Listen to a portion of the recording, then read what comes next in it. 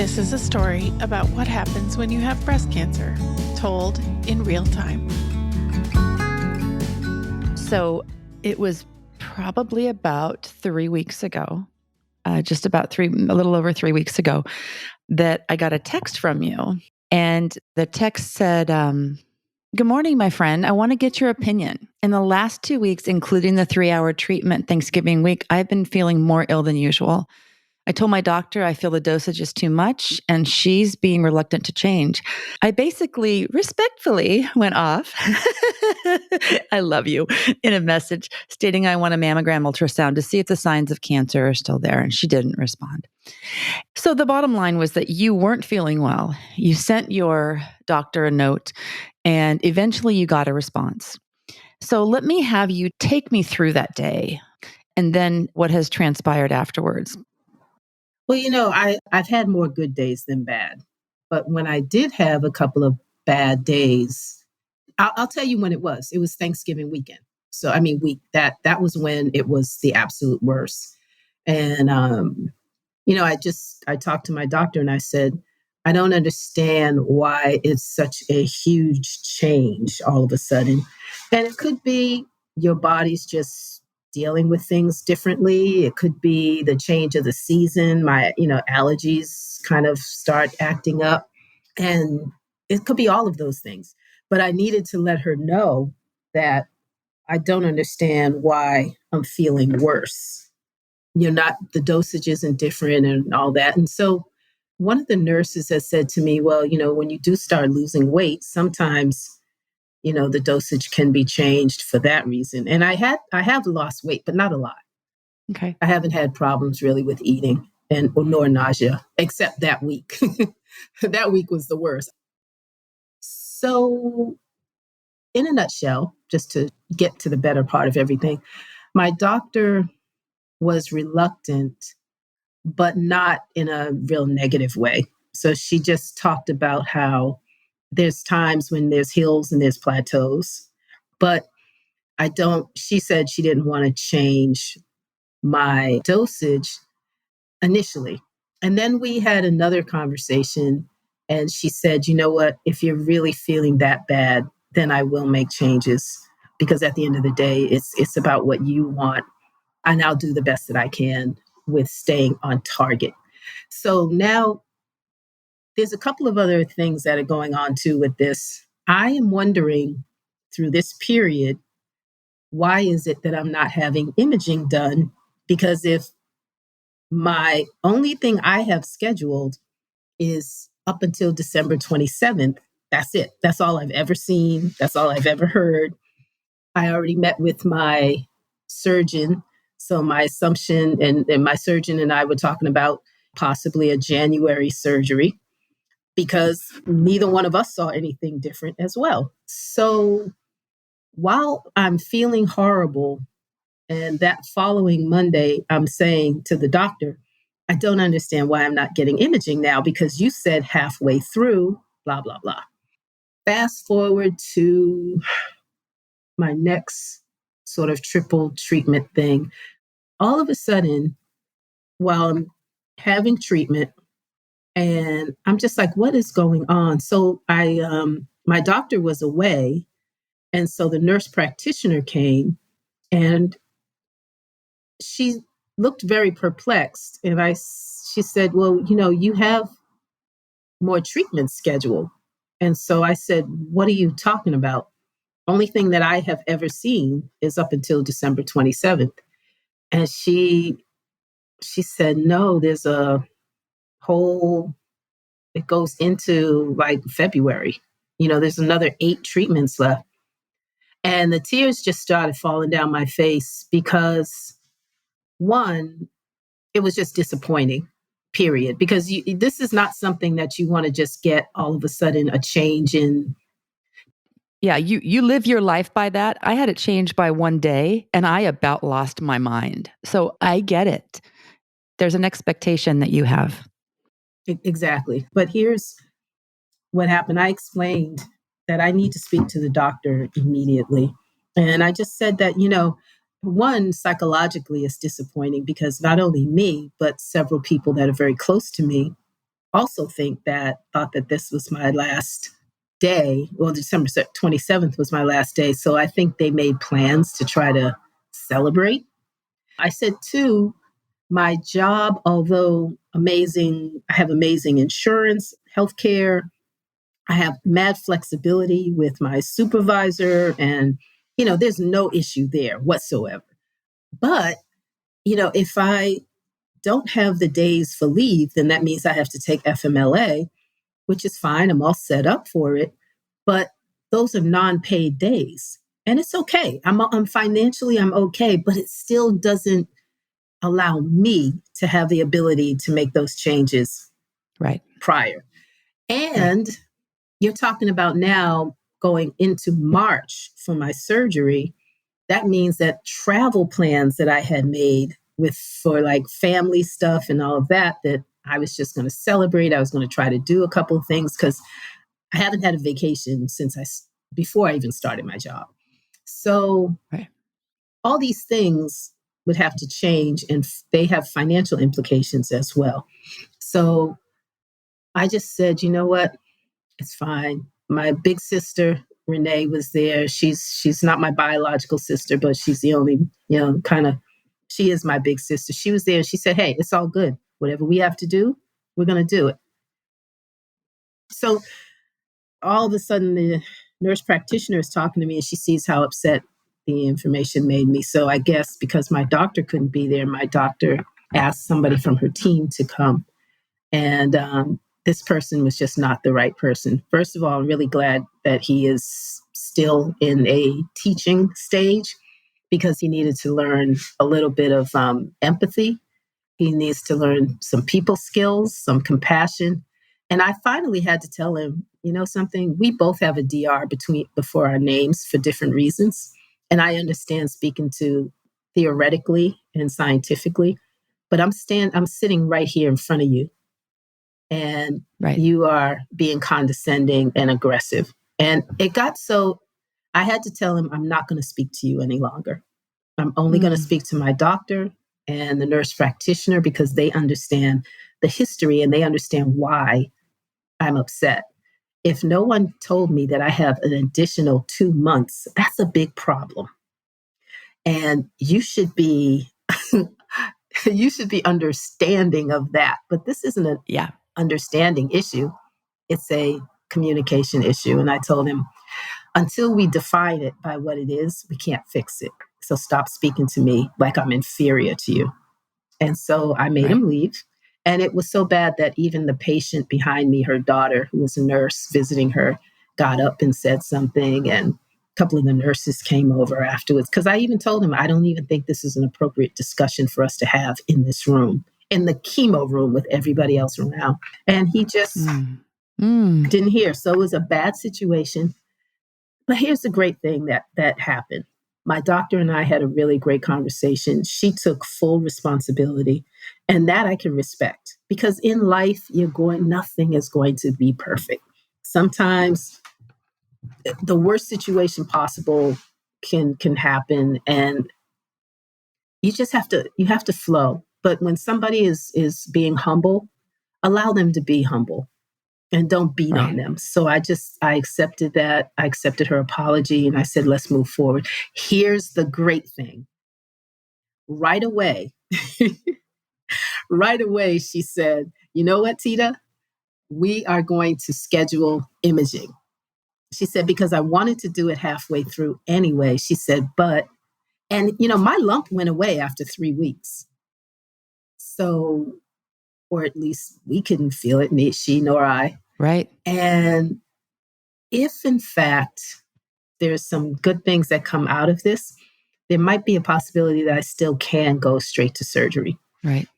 So the medicine that they want to put me on now is like a Keytruda. I think that's the name of it. They always have it on TV. I hate seeing it, but yeah. And some other stuff is supposedly not as heavy as the treatments I was having before. So we'll see. And let me tell you something. The hospital told me that they didn't have any imaging available until April. And when I emailed, I was like, well, that defeats the purpose. And let me just get this in real quick. But I went back onto the health thing and said, well, this is what they said. And literally in 10 minutes, someone called me, and it was a scheduler who I had known of. And she said, nope, we're going to get you in first week of January. How's January 3rd? So not only Okay. am I having my imaging done January 3rd, on January 4th, I'm meeting with the surgeon as well. Oh, that's great. Okay. So the hope is that Wednesday's your last chemo. That's what my hope is. Yeah, based on what the scans say. And I think it's great timing that you're going to be able to talk to your surgeon. And, the thing is that, like, it's really hard to remember that people are doing their job, and it's having to do with our lives Right. and our emotional state. And so I'm so glad that that your doctor, your oncologist took full responsibility, but it's really hard for us to not take it personally. And so I applaud that she did that. And we also just have to be able to step back sometimes and just go, yeah, these people are doing the best that they can. You know something too, though, I also thought back, reflected. I had to do some deep reflection on why that might have happened. They had a switch in schedulers. Somebody was no longer working there, whatever, quit or went someplace else. They had somebody new.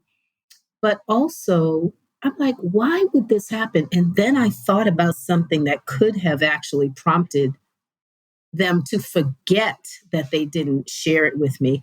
I think I told you all that I was speaking to you and told you that there was an insurance. Remember at one point, very early Right. on, I got a note from Anthem saying that they were in talks with the hospital that I'm with. And at the end of the year, I might have to switch to another hospital. And so I told my doctor that right as soon as we were starting treatment. And she made sure to get all of this chemo treatment that I was doing. She wanted to get all of it done before the end of the year. I think that although she had I'm just giving her the benefit of the doubt. I'm Right. thinking that maybe because she thought that I might be leaving, the rest wasn't given to me. I'm just saying, like, all of these things were going on at one Yeah. time. She has 1,000,001 patients. She's doing the best that she can with her team. She has fellows. She has this, that going on. But I did tell her there was a strong possibility that I might not be with them and have to switch because of this bargaining agreement between them. Sure. So I'm just giving grace. Sure. Because I want somebody to come back to me that way. I'm just giving grace. Yeah, absolutely. And so can you tell me what scans they're going to do? Do you know what's going on with that? Yeah, it's going to be a mammogram and ultrasound on both breasts. So it's going to be a Okay. bilateral scan. And they're basically going to go back to just seeing what's going on with this cancer. And my prayer is that it shows microcells enough that the surgery can take that out. Because that's another thing that I actually kind of learned, is that the surgery is also part of not the chemo treatment, it's part of the cancer treatment. It's not so much It is. just like, oh, so it won't come back. It's also to get might still a little bit of what might be there and take it away. So All of it, all yeah, of what might be right. there, and take it away. So I wasn't even thinking that way. And it just really helped a lot. Has any of this changed what you are wanting to do as far as your Nope. surgery? Because we talked a little bit about it, and you were thinking about it. You are absolutely double mastectomy. I'm taking these girls off. Yeah. No more breast tissue. Nah, they can have them. Yeah, totally. What's great is that they have something to compare it to from doing your scans from before. So my prayer is, and I told her, I said, although I have the utmost respect for the medical field and what doctors are doing these days, nobody is above God. So if God decided that it's time for me to be healed, that's what's going to happen. Miracles happen every day. Yeah. Have they mentioned radiation at all? No, radiation only came up when it was going to be a lumpectomy, but I really don't want to have to do radiation. So here's what's going to happen on that week. January 3rd, I have my imaging. January 4th, I have a 4-hour infusion with this whole new thingamajiggy. And then on the Keytruda. Yeah. And then the 5th, I meet with a surgeon. So got it. We'll see what's up. Okay. So you will have one infusion of that. And, I'm not familiar with Keytruda because to remind the audience that you're triple negative, which means that there is not a hormone indicator that's treatable. And so they do some different things with different chemos that they have shown to be very effective with triple negative. And so if, people out there are listening and maybe they have an estrogen positive or a progesterone positive or HER2 positive, and they haven't heard of Keytruda, that doesn't mean that your doctor has done something wrong. This disease has so many little intricacies. And so again, it's everybody's journey is different, and we haven't talked about whether reconstruction or not reconstruction or whatever. And that's something that you'll talk to your surgeon about. Yeah, that's the least of my worries. I mean, I know for some women it's not, but that is the absolute very, very, very, very least. And I'm going to do whatever I can to not have this come back again. So, yeah. Yeah. And so you mentioned at the very beginning, and I don't even know if we got it on this broadcast, about how good you were feeling. And you're thinking about getting a new car. Like, what are you going to get? And tell me about how you're feeling. No, I was just saying I feel good today. I haven't had a lot of problems with nausea, and I really haven't even had a lot of problems with fatigue. Now, sometimes, yes, I'm tired because I'm also working. I work almost every day. And not because my boss expects me to or I have to. Like, as a matter of fact, I forget what day it was, Wednesday maybe. I said, hey, I'm going to take a nap for about 2 hours. If I feel good, I'll jump back in. I'll let you know. He's like, yeah, of course. I'll talk to you in a few. And then, hey, I'm going to finish for the day at 3. Everything got done, blah, blah, blah. So, okay, cool. And there's times when I'll wake up at 5 a.m.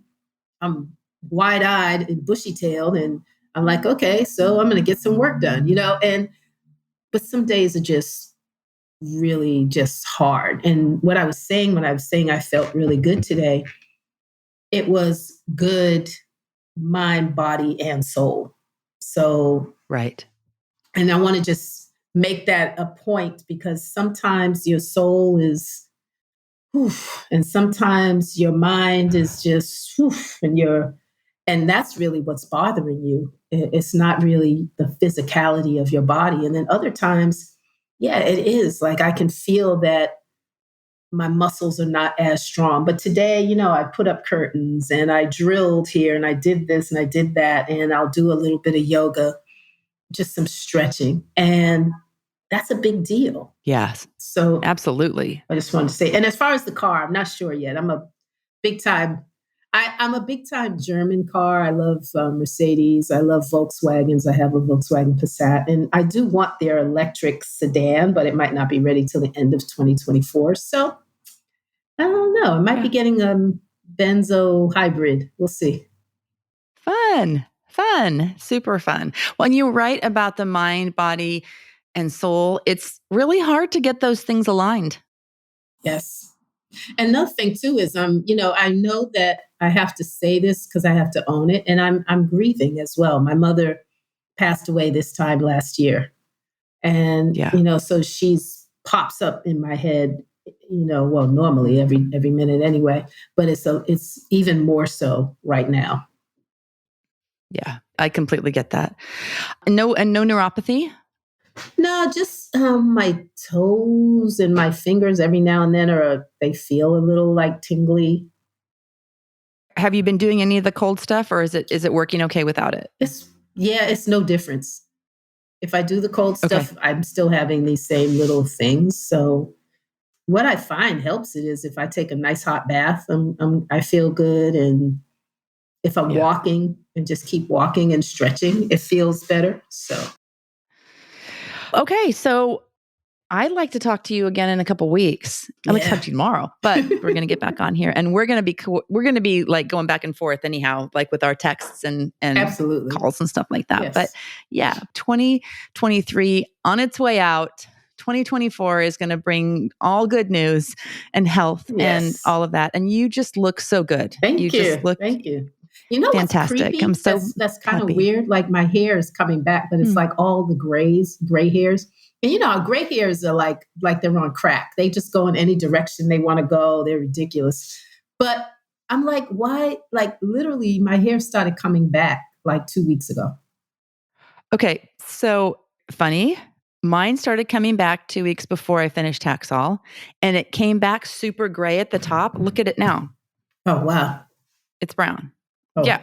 Right. okay. I don't do anything to it. I haven't dyed it. Haven't done anything to it. Oh my goodness. There's probably haven't done anything. I'll send you a picture of me with it's probably like maybe half-inch long hair. Uh-huh. It has just about every color in it if you really, when I was looking at it, but it looks like it's going to come in all gray. Wow. And I have had, I've had my hair trimmed a couple times, but like there is no hair color on this. There is nothing. And I'm going to go that there's probably 20 grays cruising around in here somewhere, but so odd. Yeah. So odd. Strange. So yeah, I just wanted to say that.